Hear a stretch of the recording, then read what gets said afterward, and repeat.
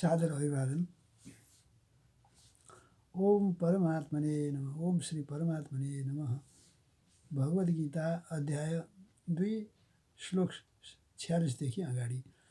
यावानर्थ उदपाने सर्वतः सम्प्लुतोदके तावान् सर्वेषु वेदेषु ब्राह्मणस्य विजानतः। सब तरफ से परिपूर्ण महान जलाशय के प्राप्त होने पर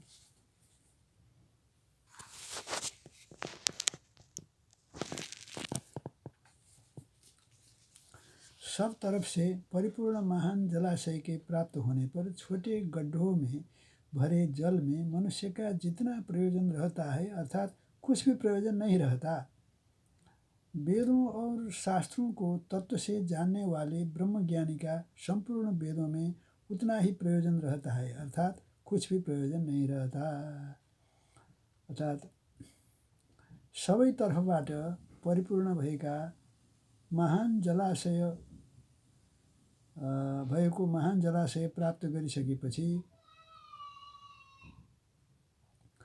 सानो खाल्टोमा अथवा कुवामा भरिएको जलमा मनुष्यको जति प्रयोजन रहन्छ अर्थात कुनै पनि प्रयोजन हुँदैन।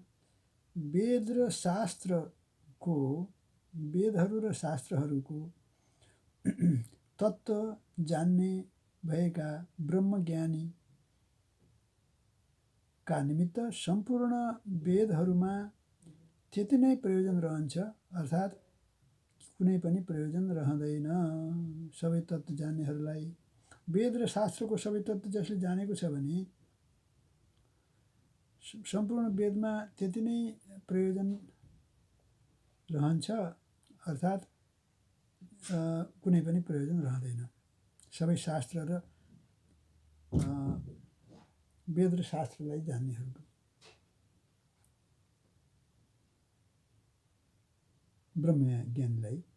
ब्रह्मज्ञानीमा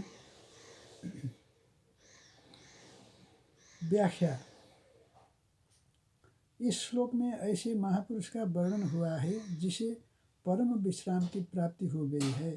परम विश्राम की प्राप्ति होने पर फिर किसी क्रिया तथा पदार्थ की आवश्यकता नहीं रहती, वह पूर्णता को प्राप्त हो जाता है। ऐसे महापुरुष को ब्राह्मण कहने का तात्पर्य है कि जिसने पूर्णता को प्राप्त कर लिया है वही वास्तविक ब्राह्मण है। यस श्लोकमा यस्ता महापुरुषको वर्णन गरिएको छ जसलाई परम विश्राम प्राप्त भएको छ, परम विश्रामको प्राप्ति भएको छ। परम विश्राम प्राप्त भइसकेपछि फेरि कुनै क्रिया तथा पदार्थको आवश्यकता रहँदैन, ऊ पूर्णतामा प्राप्त हुन्छ। यस्ता महापुरुषलाई ब्राह्मण भन्नाको तात्पर्य यो छ कि जसले पूर्णताको प्राप्त गरिसकेको हुन्छ, जसले पूर्णतालाई प्राप्त गरिसकेको हुन्छ ऊ नै वास्तवमा ब्राह्मण हो। यस्तालाई किन ब्राह्मण भनियो भन्दा उसले पूर्णता प्राप्त गरे, त्यसैले पूर्णता प्राप्त गरेको व्यक्ति नै वास्तविक ब्राह्मण हो अथवा ब्राह्मण भनिन्छ। कर्मण्येवाधिकारस्ते मा फलेषु कदाचन मा कर्मफल हेतुर्भुर्मा ते संगोऽस्त्वकर्मणि। कर्तव्य कर्म करने में ही तेरा अधिकार है, फलों में कभी नहीं। अतः तू कर्म फल का हेतु भी मत बन और तेरी कर्म न करने में भी आसक्ति न हो। कर्तव्य कर्म गर्नमा नै तिम्रो अधिकार छ, फलमा कहिले पनि छैन। अतः तिमी कर्मफलको कारण पनि नबन, कर्मफलको इच्छा नराख र तिम्रो कर्म गर्नमा पनि आसक्ति नहोस्। व्याख्या। एक कर्म विभाग करना है और एक फल विभाग होना है। करना मनुष्य के अधीन है और होना प्रारब्ध अथवा परमात्मा के अधीन है। प्रारब्ध से अथवा परमात्मा के विधान से मनुष्य को जो कुछ मिला है उसे अपने भोग में न लगाकर दूसरों की सेवा में लगाना मनुष्य का कर्तव्य है। अब यसको व्याख्या यसरी गरियो। एक कर्म विभाग छ अर्थात कर्म गर्नु, अर्को फल विभाग छ अर्थात हुनु।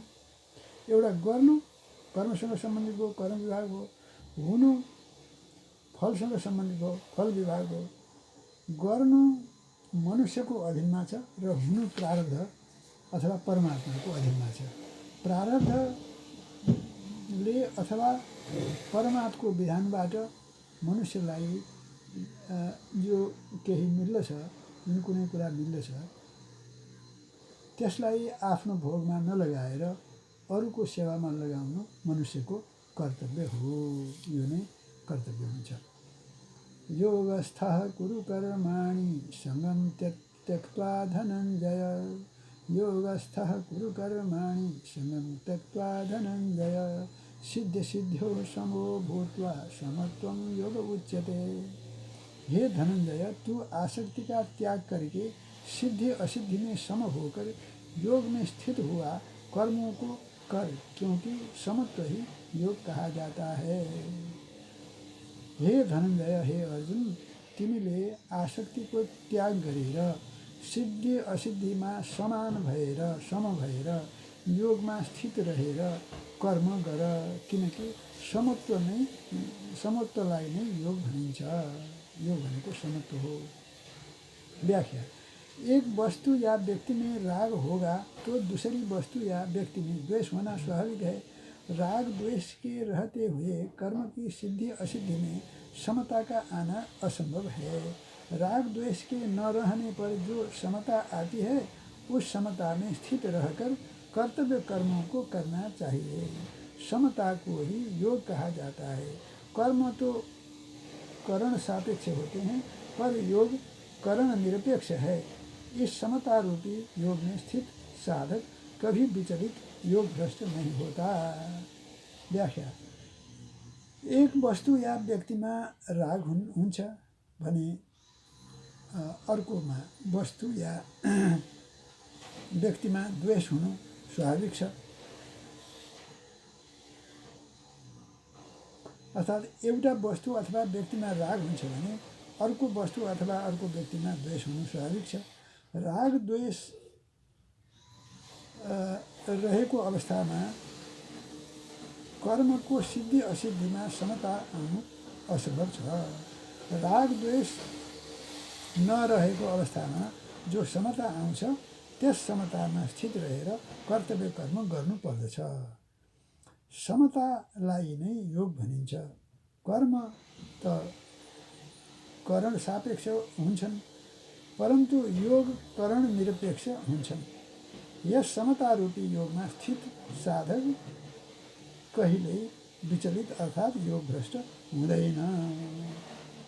दूरेण ह्यवरं कर्म बुद्धियोगात् धनञ्जय। बुद्धौ शरणमन्विच्छ कृपणाः फलहेतवः।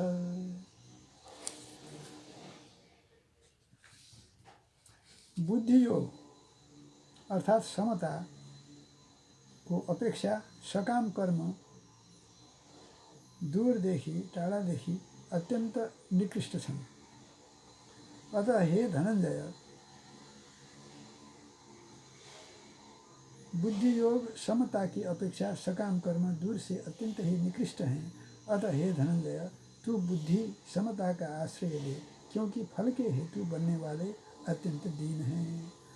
अब बुद्धि योग अर्थात समता, बुद्धि योग समता को अपेक्षा सकाम कर्म दूरदेखि नै अर्थात् अत्यन्त निकृष्ट हुन्छन्। अतः हे धनञ्जय, तिमीले बुद्धि अर्थात् समताको आश्रय लेऊ, किनकि फलको हेतु बन्ने व्यक्तिहरू अत्यन्त दीन हुन्छन्। फलको चाहना गर्ने व्यक्तिहरू अत्यन्त दुखी हुन्छन्। व्याख्या: योग की अपेक्षा कर्म दूर से ही निकृष्ट हैं, उनकी परस्पर तुलना नहीं हो सकती। योग नित्य निरंतर ज्यों का त्यों रहने वाला अविनाशी है और कर्म आदि अनंत वाला नाशवान है, फिर उनकी तुलना हो ही कैसे सकती है। इसलिए कर्मों का आश्रय न लेकर योग का ही आश्रय लेना चाहिए। योग की प्राप्ति कर्मों के द्वारा नहीं होती, प्रत्युत कर्म तथा कर्म फल के साथ संबंध विच्छेद होने पर होती है। कर्मों का आश्रय जन्म मरण देने वाला और योग का आश्रय मुक्त करने वाला है।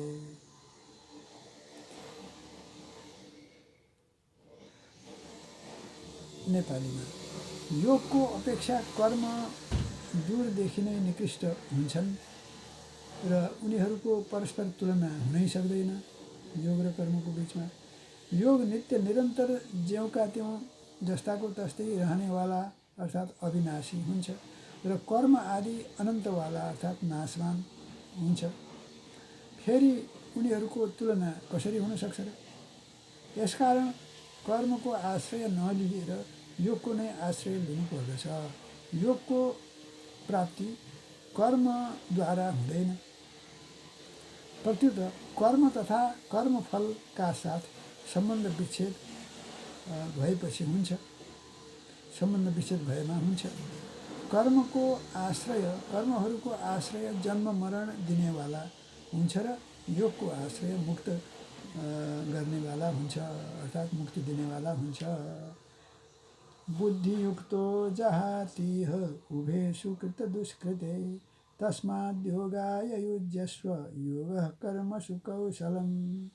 बुद्धि समताले युक्त मनुष्य यहाँ जीवित अवस्थामा नै पुण्य र पाप दुवैलाई त्याग गरिदिन्छ।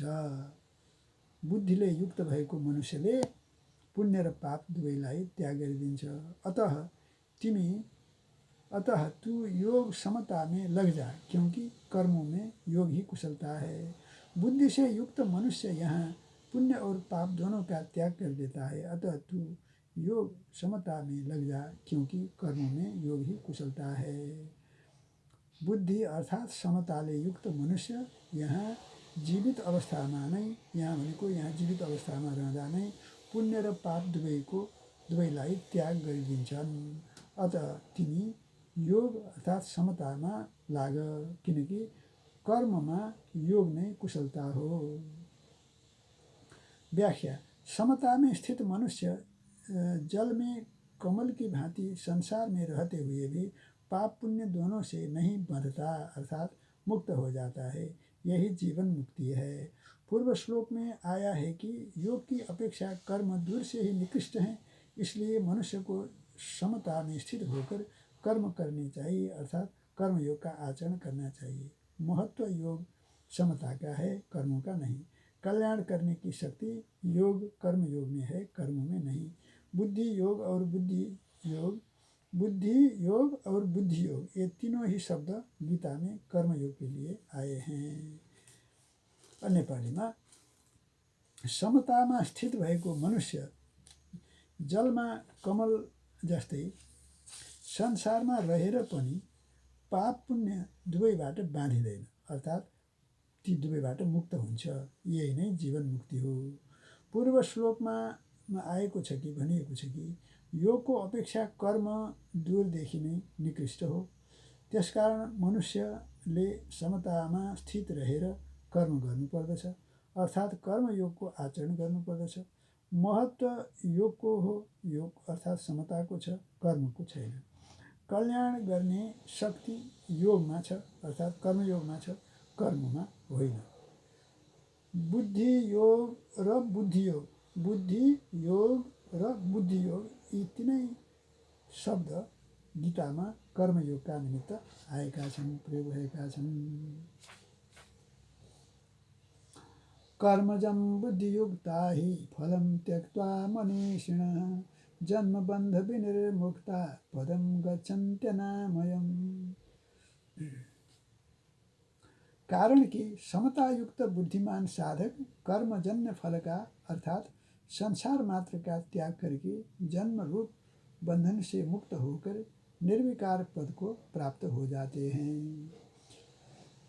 कारण यो छ कि समतायुक्त बुद्धिमान साधक कर्मजन्य फल अर्थात संसार मात्रलाई त्याग गरेर जन्मरूप बन्धनदेखि मुक्त भएर निर्विकार पदमा प्राप्त हुन्छन्। व्याख्या: समता में स्थित होकर कर्म करने वाले अर्थात कर्मयोगी साधक जन्म मरण से रहित होकर परमात्मा तत्व को प्राप्त हो जाते हैं। अतः कर्मयोग मुक्ति का स्वतंत्र साधन है। समतामा स्थित भएर कर्म गर्ने वाला अर्थात कर्मयोगी साधक जन्म मरणबाट रहित भएर परमात्मा तत्वमा प्राप्त हुन्छन्, परम तत्वलाई प्राप्त गर्दछन् अतः कर्मयोग मुक्ति को स्वतंत्र साधन हो। 51 श्लोकसम्म। हरि ओम तत्सत।